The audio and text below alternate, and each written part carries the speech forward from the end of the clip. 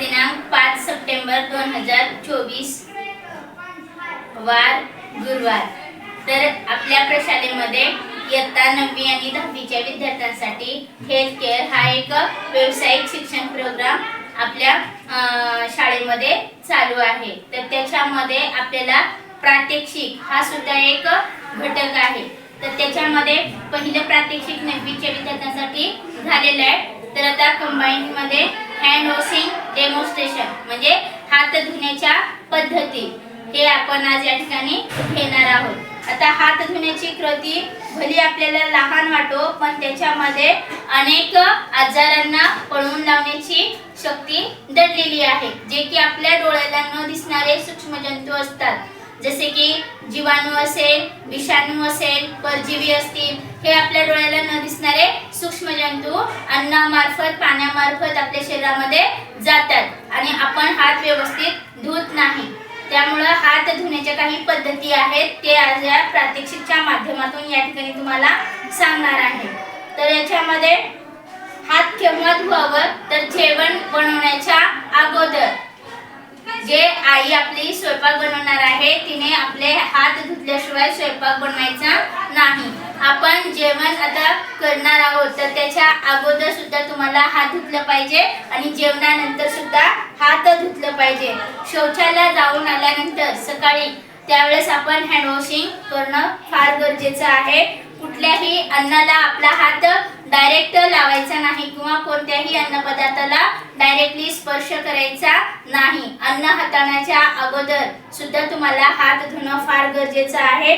आणि काही घरांमध्ये लहान लहान बालक असतात, तर त्या लहान बाळांना खाऊ म्हणजे त्यांना घास भरवण्याच्या अगोदर तुम्ही हात धुतलं पाहिजे आणि नंतर त्या बाळाला तुम्ही जेवण किंवा घास भरवायचा आहे।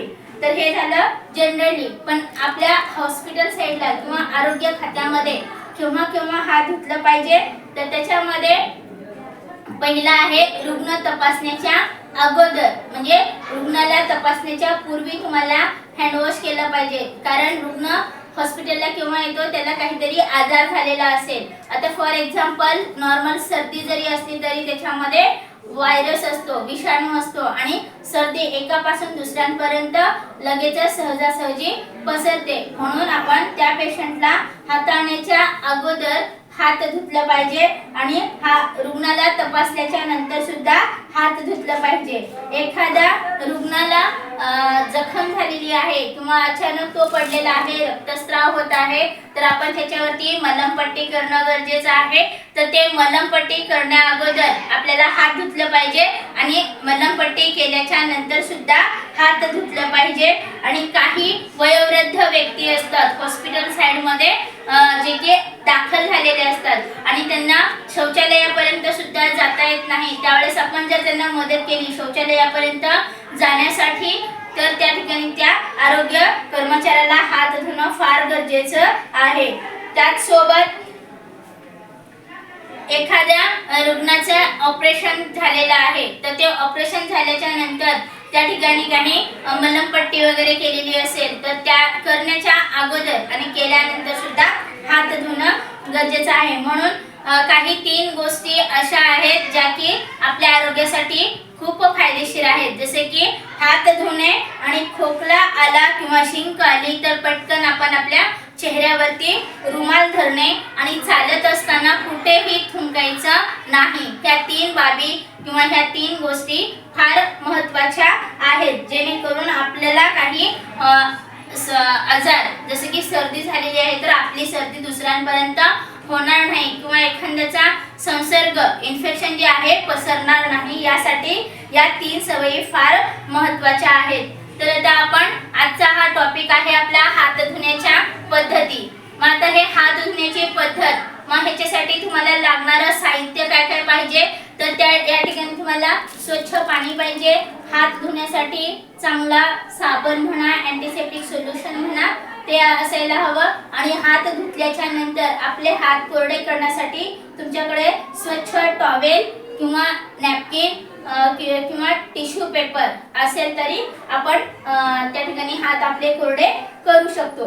तर ही कृती करत असताना पहिल्यांदा आपल्या हातामध्ये जे काही बांगड्या असतील, रिंग्स असतील त्या सगळ्या अगोदर तुम्ही काढून बाजूला ठेवल्या पाहिजे. आणि जर समजा याच्यामध्ये जे की जेंट्स असतात त्यांचे जर हाताची बाही जी आहे ती फुल असेल तर त्यांनी ते घडी करून थोडंसं वरती घेतलं पाहिजे. आणि हात धुण्याचं त्या ठिकाणी आपले हात धुण्यासाठी पहिल्यांदा आपले जे हात आहेत ते पहिल्यांदा ओले करून घेतले पाहिजे. तर त्या ठिकाणी हात धुण्यासाठी या ठिकाणी पाणी आहे. तर पहिल्यांदा मी माझे हात ओले करून घेत आहे. हात ओले केल्यानंतर जे तुमच्याकडे साबण असेल, हँडवॉश असेल, जे काही असेल त्या अवेलेबल वस्तूचा वापर करून तुम्ही त्या ठिकाणी आपल्या हाताला ओल्या हातावरती ते लावून घेऊ शकता. आणि लावल्यानंतर तुम्ही आता हात धुण्याच्या स्टेप आहेत त्या खूप बारकाईनं पाहिलं पाहिजे. जसे की पाम टू पाम म्हणजे दोन्ही तळवे आपले एकमेकांवरती घासले पाहिजे. पहिली स्टेप आहे पाम टू पाम, दुसरी आहे बॅक टू पाम. उजव्या हाताने डाव्या हातावरती 5 वेळा आणि डाव्या हाताने उजव्या हातावरती 5 वेळा. ही आहे दुसरी स्टेप पाम टू पाम. तिसरी स्टेप आहे फिंगर इंटरफेस म्हणजे आपल्या खाच्या ज्या आहेत बोटाच्या आतमध्ये त्या या ठिकाणी घासून घेतल्या पाहिजे. उजव्या हाताने 5 वेळा, डाव्या हाताने 5 वेळा. ही आहे तिसरी स्टेप फिंगर इंटरफेस. चौथी आहे फिंगर इंटरलॉक. ही चौथी स्टेप आहे अंगठा शिल्लक ठेवायचा आणि फिंगर इंटरलॉक उजव्या हाताने डाव्या हातावरती. पाचवी आहे राउंडिंग थंब म्हणजे आपला राहिलेला शिल्लक जो अंगठा होता त्या अंगठ्यावरती आपण गोलाकार पद्धतीने किंवा या पद्धतीने सुद्धा आपण तो या अंगठ्याला स्वच्छ करू शकतो. उजव्या हाताने डाव्या हाताच्या अंगठ्याला आणि डाव्या हाताने उजव्या हाताच्या अंगठ्याला. नंतर आहे tips of finger in the palm म्हणजे सगळ्या बोटांचा समूह एकत्र करून उजवा हात आहे तर डाव्या हातावरती tips of finger in the palm he step या ठिकाणी करायची आहे. ही स्टेप करत असताना या टोकापासून मनातल्या मनात तुम्ही 10 पर्यंत इव्हॅल्युएशन करू शकता. जेणेकरून यामधून काय होतं ह्याच्यात नखामध्ये जे सूक्ष्म जंतू असतात ते बाहेर येतात या स्टेप मुळे. म्हणून ही कृती करत असताना उजव्या हाताने डाव्या हातावरती आणि डाव्या हाताने उजव्या हातावरती tips of finger in the palm अशा पद्धतीने तुम्ही या ठिकाणी करायला हवं.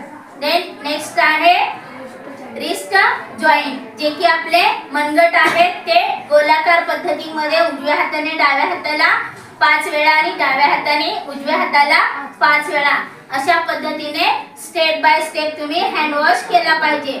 परत एकदा सांगते पाम टू पाम, सेकंड आहे back to palm, third one आहे फिंगर इंटरफेस, फोर्थ वन आहे फिंगर इंटरलॉक, फिफ्थ वन आहे around the thumb, tips of finger in the palm, then wrist joint and then wash your hands.